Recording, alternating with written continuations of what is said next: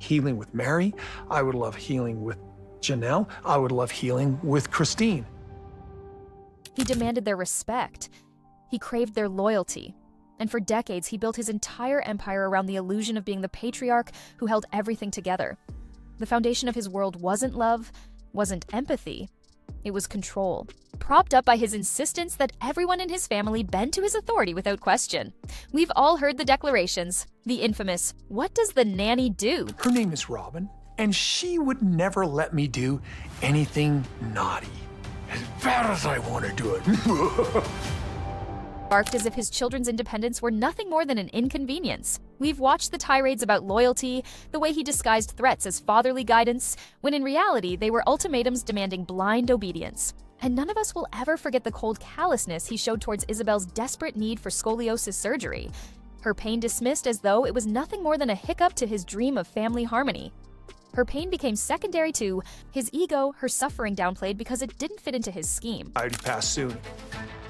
This is bull. I'm not selling this land until everything is perfectly fair and we do this the right way. Sorry. It's a standoff at the Coyote Pass. But here's the irony in this tale. His children, the very ones he worked so tirelessly to shape into dutiful extensions of himself, no longer hold their peace. The ones he compelled to respect him now insist on something from him as well. Not money, not celebrity, not even reconciliation. They insist on protection, not from others, not from strangers, but from their own father. And before we untangle this jaw-dropping revelation, let me just take a second. If you're a real Sister Wives fan, if you've been keeping up with every twist in this family drama as closely as we have, well, then you already know. Things are about to get really real. So do yourself a favor. Like this video now. And if you haven't subscribed yet, today's the day. Because what we're about to reveal isn't gossip. It's not another tell-all book offer. It's more. It's darker, and it has the power to forever alter the way you perceive Kody Brown and the entire empire that he attempted to create. We're talking about a petition for legal protection. Friends, fans, insiders, brace yourselves. This isn't your typical family feud. This isn't a rumor whispered in passing. What we're hearing cuts much deeper, both legally and emotionally. Sources close to the Flagstaff legal community and insiders from the production side are hinting at something almost unthinkable.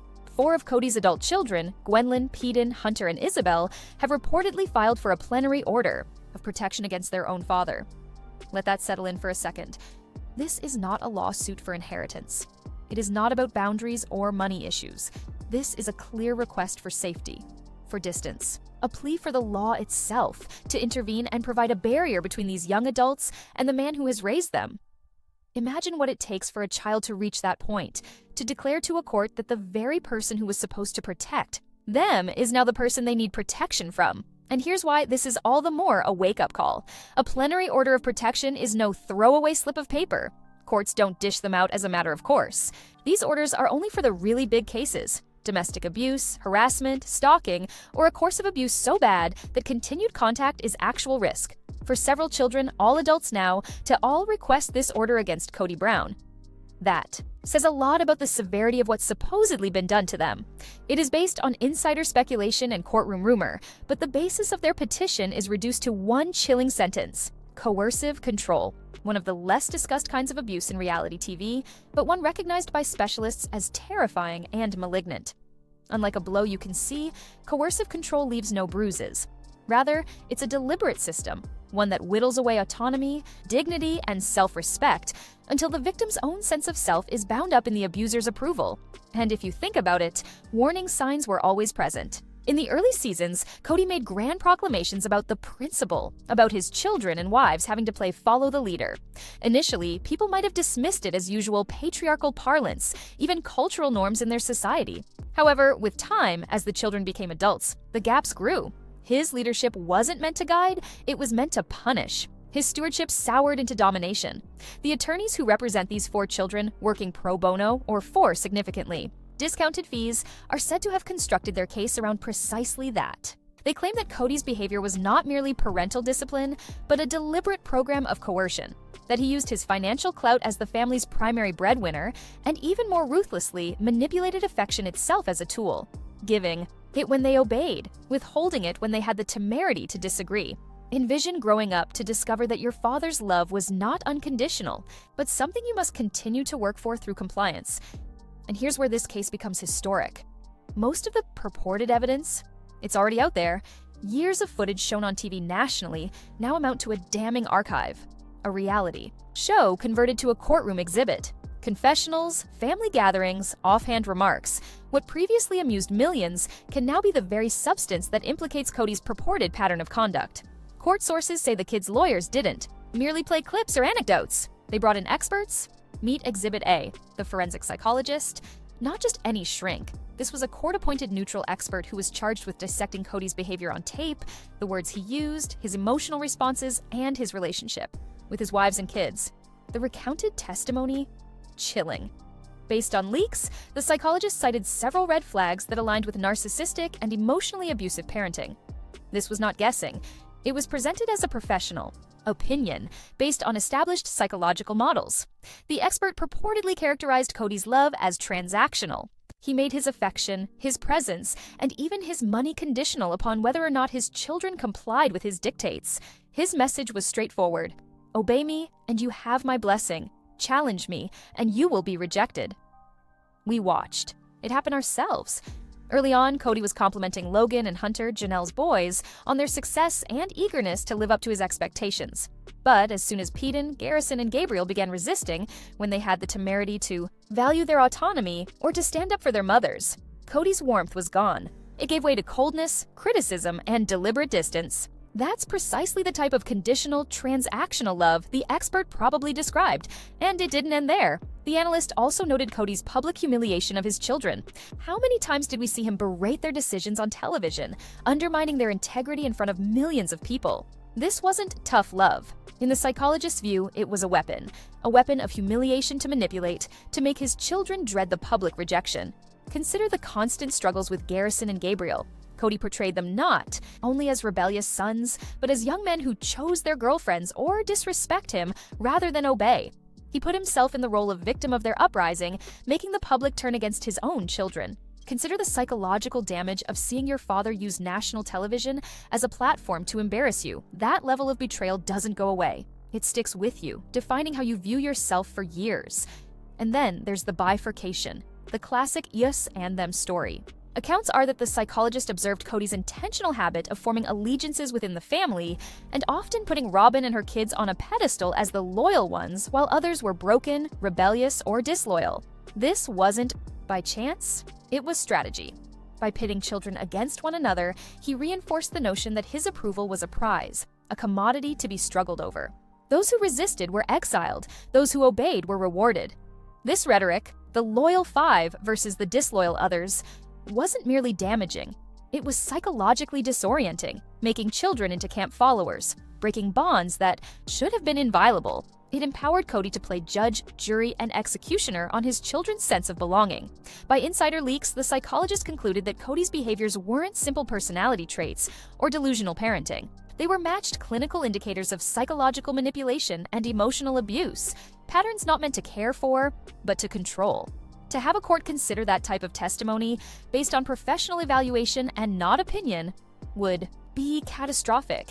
It would be years of hushed suffering vindicated by the authority of clinical fact. And that, friends, was only Exhibit A. Because as we'll see next, the children's legal team didn't stop with expert testimony. They reportedly laid out an exhaustive timeline, a visual roadmap of Kody's alleged tactics, a pattern so detailed and undeniable that, if true, it leaves little room for doubt. This chart, according to insiders, wasn't just a laundry list of family grievances. It was rather like a blueprint, an exhaustive, painstaking account that laid bare a chilling cause and effect relationship between Kody's kids for the courage to want to be independent and Kody's immediate retaliatory responses. This wasn't random disagreement. It wasn't even a father wrestling with typical familial strain. It was methodical. It was deliberate. And it reportedly laid bare the very strategy of control Kody Brown had mastered over the years. The chart, sources indicate, correlated dozens of instances in which the children asserted independence, expressed dissent, or simply made choices for themselves against Kody's recorded reactions. The trend was too great to be denied. Independence meant punishment, expression meant withdrawal, and eventually it exposed a course of manipulation masquerading as fatherhood. let's step through some of the most important examples that would have likely been highlighted on this devastating chart. Consider Isabel Brown. Her fight against scoliosis shattered the hearts of viewers around the world. She lived with agonizing pain, a persistent burden both physical and emotional. Her act of autonomy, it wasn't rebellion, it wasn't defiance. It was a desperate human impulse, the choice to have surgery in New Jersey to finally alleviate her agony. This was the type of decision nobody should be forced to plead for: the right to health, the right to respite. And Kody's reaction? Chronicled and indelible. Compassion was not forthcoming. Compassion was not forthcoming on behalf of his daughter in her moment of greatest need. He pulled back. He was not going to go with her, he said, because of COVID considerations on the surface, but leaving absolutely no doubt what his true priority really was is not Isabel's suffering. It is maintaining his definition of the family intact in Flagstaff, in his house, on his terms, not simply absence. It was calculated withholding. He complained in public about the expense, covertly contextualizing her surgery as a betrayal of his requirements. He downplayed her pain, diminished her autonomy, and left Christine to carry the whole load by herself. The chart, allegedly, classified each of these choices as punishment.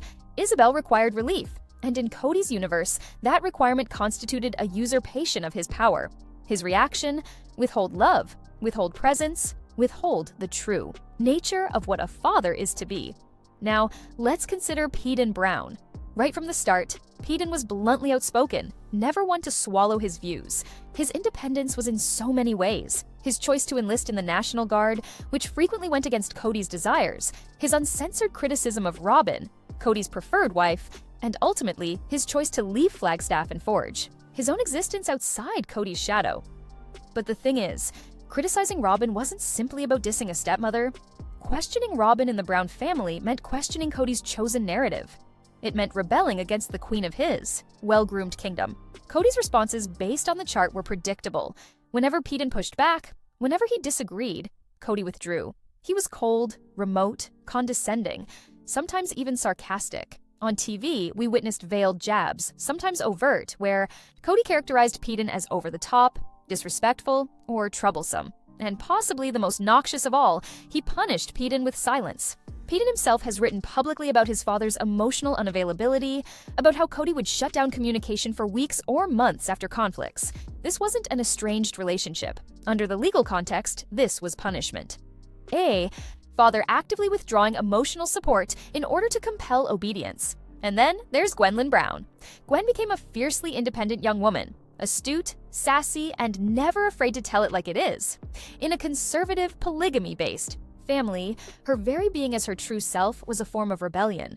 From her honest confessionals, where she boldly aligned with Christine, to her blunt social media commentary, Gwen's independence was front and center. But most deeply, her process of self-discovery, coming out bisexual and loving her partner, was a statement of bravery and independence that could never be bound by Kody's definition of loyalty. And how did Kody react? The chart supposedly illustrates a more insidious pattern with Gwen than with Kody or Isabel, but one no less destructive. His penalty wasn't blatant criticism, it was emotional distance, a visible diminishment of heat, of interest, of paternal investment. Audience members will remember little digs, casual remarks that positioned Gwen as disrespectful merely for agreeing with Christine or not placing his dominance first. And under those inconspicuous put-downs was a more profound sanction: withholding love, making Gwen feel secondary, deprioritized, abandoned merely because she lived her truth. Consider the burden of knowing that your father interprets your authenticity as betrayal. And last, but certainly not least, Hunter Brown. Quiet, smart, dedicated. The boy who tended to avoid the glare of discord, Hunter was never the type to yell revolution. His individuality was low-key, opting for college, constructing a professional career as a nurse, making a move into a life shaped by his own decisions and not by his father's ultimatums. In theory, that was something to be praised. But for Kody, even quiet independence was a rejection. It was a decision to live outside of his sphere, outside of his reach. From sources, the chart carefully recorded Kody's reaction to Hunter's increasing independence. And although it wasn't as dramatic as his handling of Kody or Isabel, it was along the same lines. Withdrawal of emotion, shallow interactions, thinly veiled jabs in public about children who don't prioritize family, such subtle shots implicitly naming Hunter and any other child who had the temerity to prioritize their own. It wasn't yelling, it wasn't threatening. distance, slow diminishing, of real connection in favor of superficial exchange, leaving Hunter with a father more concerned with control than connection. Cumulatively, this cycle of punishment gave rise to a chilling script. Every single time Kody's children gravitated toward independence, every time they asserted individuality, challenged authority, or simply elected themselves, Kody's solution was punishment. By withdrawal, by humiliation, by withholding love itself. As the legal team described it, this wasn't parental deficiency. It was state-sanctioned abuse. A conscious method of coercive control designed to keep his children attached to him in fear of emotional blowback and afraid to venture out of bounds. And then the court battle. Following weeks, if not months, of behind-closed-doors hearings, expert witness testimony, and agonizing evidence scrutiny, the big moment finally arrived. The judge, a seasoned mistress of challenging family law cases and master of cutting, through emotional smoke and mirrors, handed down her decision. And if the accounts are to be believed, that decision will forever redefine the public image of Kody Brown. In a decision nothing short of explosive, the judge issued the plenary order of protection to Gwendolyn, Peyton, Hunter, and Isabel. Let me emphasize this. This was not a temporary restraining order. This was not a short-term cooling-off period. This was a plenary order, a thorough, long-term protection order, allegedly for 2 full years.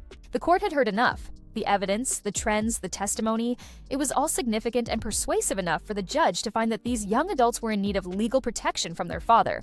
Consider what that implies.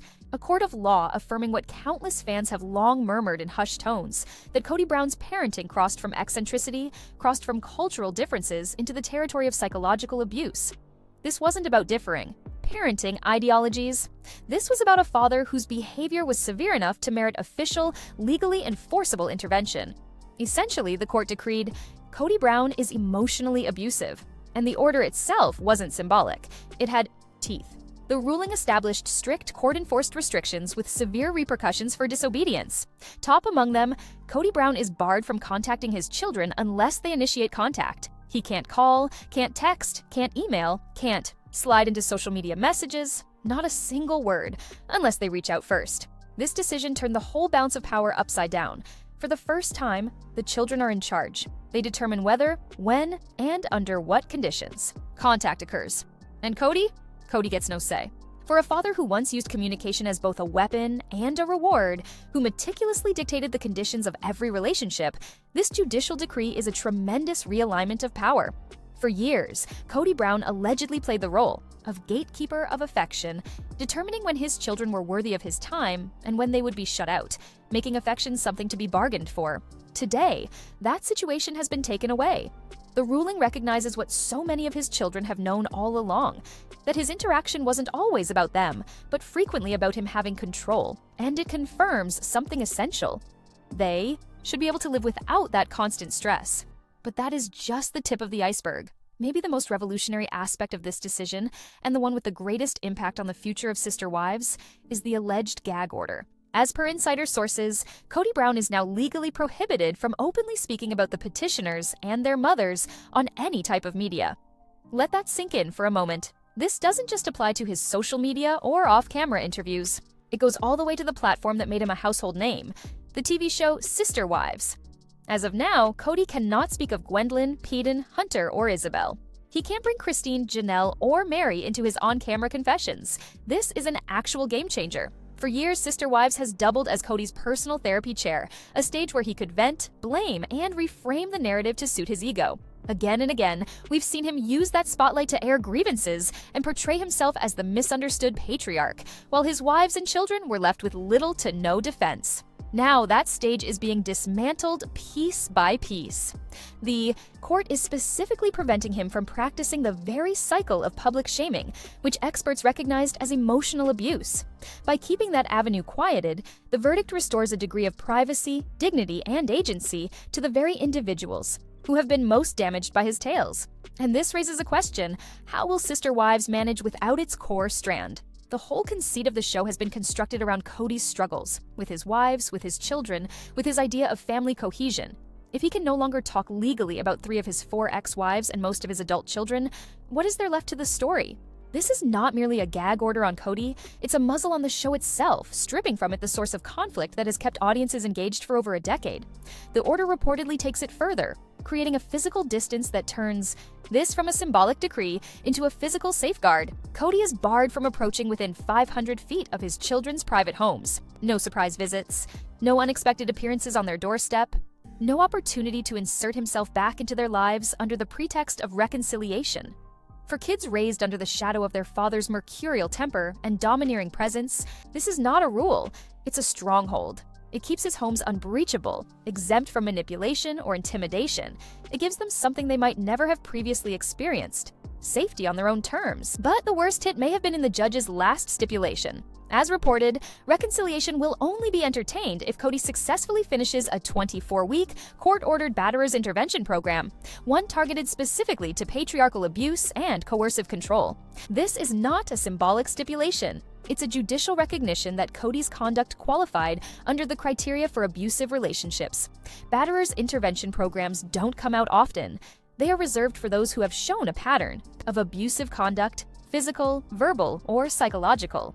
And in Kody's case, the court's requirement is laser precise. He has to work on the ways he has used patriarchy, power, and intimidation to control his family. To refer to this as significant would be a misstatement. This is not a parenting class. It's a call for deep, intensive transformation. It is, essentially, the court saying, your method of controlling this family was abusive. You need to unlearn it if you ever expect to rebuild. The purpose of the program is to deconstruct the thinking that underpins coercive control, to reteach participants about power, respect, and the long-term effects of their behavior. By specifically targeting patriarchal abuse, the court did more than criticize Kody's tactics. It branded them abusive in a legal context. That will shadow him. And then there were the words that were apparently heard ringing through the courtroom. Words that may live on past the case itself. The judge is quoted as having spoken one line with both finality and conviction. A father's love is not a commodity to be sold for obedience. This court's responsibility is not to maintain a family's reputation, but to shield its children from continued psychological manipulation. That single sentence cuts straight to the heart of the matter. It directly confronts the core of Kody's parenting philosophy, the idea that love and support are rewards to be earned, not freely given. It dismantles the transactional way he has often treated his children, holding approval hostage in exchange for loyalty.